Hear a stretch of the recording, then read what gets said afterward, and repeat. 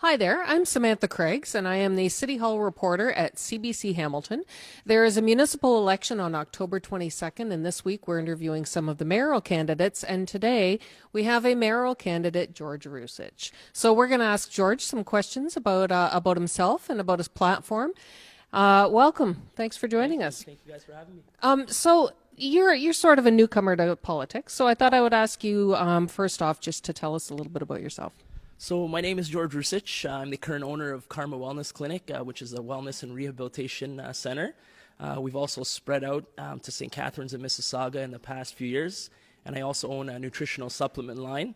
But my biggest achievement would be my 2.5-year-old son, Jackson. So what for you are some of the issues in this election? It feels that this election has been hijacked by the LRT.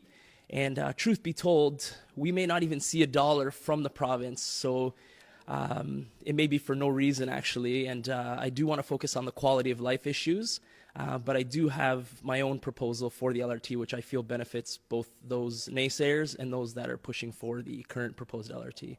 And that is actually my very next question for you. What is your vision for transit in Hamilton? So the current proposed plan, I'll call it Fred's LRT, if we will, all that does is it's a short-term gain for 5 years, which includes construction and jobs.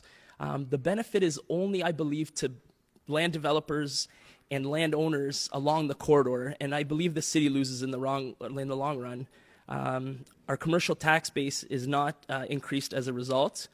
And then a big myth, I feel, is that we've spent over $100 million on this current LRT, but I beg to differ. I believe that that current $100 million spent on real estate is actually worth more and can be turned into an asset with today's current real estate market. A few of the downfalls I just want to touch is I've listened to a lot of business owners and residents. I've heard residents cry.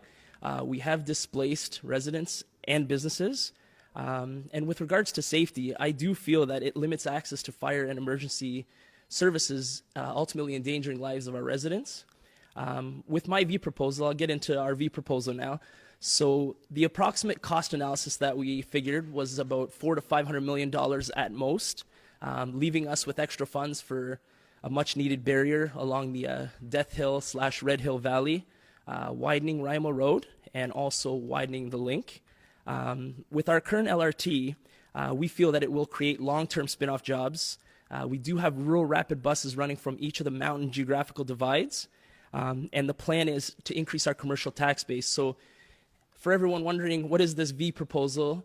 What we do is we have it running from east of Locke all the way to Centennial Parkway to touch with the GO station.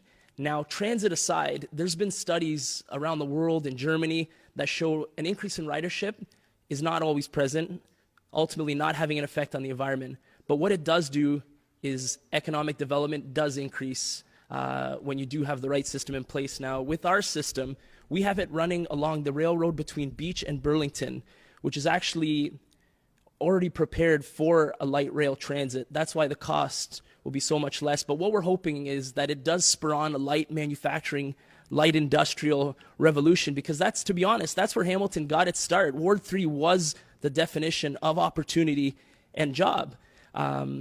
We've shifted far away from that, and to be honest, Ward 3 would probably be at the bottom of the list with regards to wards and opportunity and economic development. Myself included, when I open my property tax bill, I look and say, wow, how do we have a higher residential tax than Edmonton, Alberta, Montreal, all these big cities? What do we have that they don't? And the truth is, we don't have a commercial tax base. And we feel that even if we give that property over to these companies for cheap, for a dollar, if you will, what we have is we have these light manufacturing, light industrial companies creating jobs, and not short-term jobs such as the current LRT. These are long-term jobs. To be honest, economic development should be something that's sustainable for 50 years, not 5, 6 years. So we feel that ours is a long-term gain as opposed to the current LRT. With these companies benefiting our commercial tax base, that's the only way our residential tax base will decrease. How would you pay for it? With the provincial government, if funded, that we have $1 billion that was set aside for transit, and that's where we get it. But yeah, half the money. If we don't have it, then like I said, this election being hijacked by the LRT was absolutely, in a way, mind-boggling that we're focusing so much on it. So I do want to focus on the rest of my platform as well, in case we don't get the funds. So the mayor is only one vote of 16 on council. Yeah. So how would you get everybody on board? To be fair, to show them the pros and cons, so we actually attached a slideshow on my Facebook, George Rusich for Mayor. We will be attaching slideshows to depict the differences. So those that are pro-LRT and those that are anti. If we go ahead with the current LRT, there's going to be winners and losers. If we go with Vito's status quo, no LRT stance, but no solution, what happens is we also have winners and losers. With our plan, we feel that it benefits and meshes the two camps together most effectively. So you wanted to talk to, I know about cannabis. What do you want to say about that? So being in the world of health and wellness, I've seen thousands of patients struggle with stress, anxiety, joint pain, muscle pain. And is there a positive impact on these clients? 100%. Do I believe cannabis should be legal? 100%. But are we, Hamilton, ready to roll this out in a controlled, safe manner? Not a chance. I actually interviewed an RCMP officer. He's the national coordinator against drug use, just recently retired. We actually sat in front of my fireplace, and I felt like Samantha for a little bit there. Not even close, not even half as good as her, but we gave it a go. And I asked a series of questions, and I will touch on those. I basically asked him, is Hamilton, and not just Hamilton, is Ontario ready to test cannabis impaired drivers? And he said the equipment that they had planned to roll out was actually faulty, and they had sent it back to Ottawa. So that's a huge, huge issue. What if we couldn't test for impaired alcohol drivers? What would happen? And we don't believe it will deter criminal activity. And I'll explain the reason. The reason for this is, am I going to go to a cannabis shop that sells it for $10 plus tax, or am I going to continue to go to my dealer for $7 untaxed? And not to generalize, but most cannabis users in the past have been government to fire. So now why am I going to go feed the greedy hand that's looking for monetary gain and nothing else?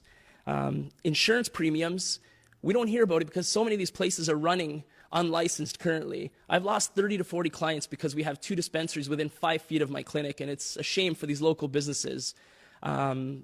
It's petty theft, it's armed robberies, it's those desperate to feed their habit of drugs coming in. There's money available. It's just not the right way to do it. We need to lean on someone such as the LCBO, who has done this and been governed and regulated for years with experience that we can't even begin to accumulate. They need to be the ones to control this cannabis market. So you would like the city to ask the province to let Hamilton opt out of having any legal stores right now? If elected, I will 100% be looking to opt out and keep public cannabis controlled for the safety of our families. What has it been like campaigning for mayor? This is your first time doing it. Like I said, you're fairly new to politics. What's it been like? 4 years ago, I ran against Chad Collins, and the biggest thing I took from that, I think, was experience and learning from him. I also lost 20 pounds, which was nice. Somehow this year, running for mayor, you realize how big the city is and that you can't canvass everything. So you really try to put an emphasis on big events where you can really target many big crowds, actually. And social media played a big role, actually, to get your message out. The most important thing when it comes to election is currently, I believe 35%, correct me if I'm wrong, but 35% of the city votes. And there's a reason for that. They feel that they're neglected. I'm a rural resident myself. And to be honest, when I saw the uproar in Waterdown wanting to leave for Burlington, I almost thought if I was elected, I would have to almost consider this, because I'm not here for monetary gain, which is clearly stated in the beginning of my platform, which we can touch on after. But I'm here to better the life of our residents. And if that means a monetary loss for Hamilton, but it increases the livelihood of 10 to 15, 20,000 residents, that's what I'm about. Okay. So last question then. What else do you want to say? What else do you want people to know? If you don't mind, I'm just going to briefly go over the big quality of life issues that I feel would benefit most residents. And of course, everybody's going to be those opposed, those, no matter how strong your platform is. But I just want to touch that I want to cut my mayoral salary of about $180,000 to reflect those that are voting for the position, which is approximately $45,000 to $47,000. With the difference, what I want to do is I want to pay for one student from each secondary school to attend their first year of college or university, which is really important to me. I feel that the city relies on taxpayers' money too frequently and too often for city initiatives. What we do need to do is explore strategic initiatives such as revenue generation. And just to give some examples, I think I've put it out there, but basically these two golf courses we have, they're beautiful. I'm a golfer. I'm not saying to turn away from them. It's a nice break from life.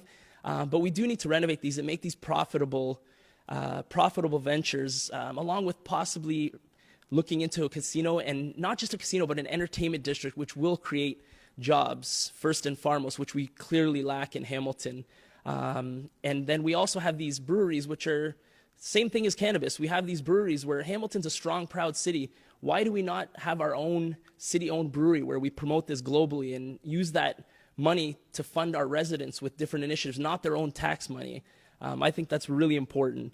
And myself being a father and a 20-year volunteer of sports and youth rec, they're not active. These millennials, they don't have guidance, they don't have direction, there's not enough programs. We do have a lot of single-parent families. These schools cost us a fortune that we've built, public and Catholic. Why are we not using these till 5, 6 o'clock to promote after-school programs? Daycare costs almost eliminate the want for someone to go into the workforce. And we can't have that. We need to help these families out. Single-parent families are getting bombarded with bills that they can't even keep up with. We need to keep these schools open. We need a sport and rec fund. Now everybody's going to ask me, where are you going to get this money for these sport and rec funds and these after-school programs? Well, not from taxpayers' money. I'm going to look for ways to create money, being the salesman that I am, and creating 4 clinics out of probably my last $3, putting in gas, hoping that I could borrow $20 from somebody to 4 clinics, with millions and millions in revenue generation myself. What would you do with them if you won? Sorry? The clinics, your businesses. Would you keep them? Oh, 100%. Yeah, they're self-sustaining currently. I do have a manager at each location. And the clinics have the same rhetoric as the city. People are coming in that need help. It's all about building relationships. I feel we do that at the clinic, and I feel I can do that for Hamilton.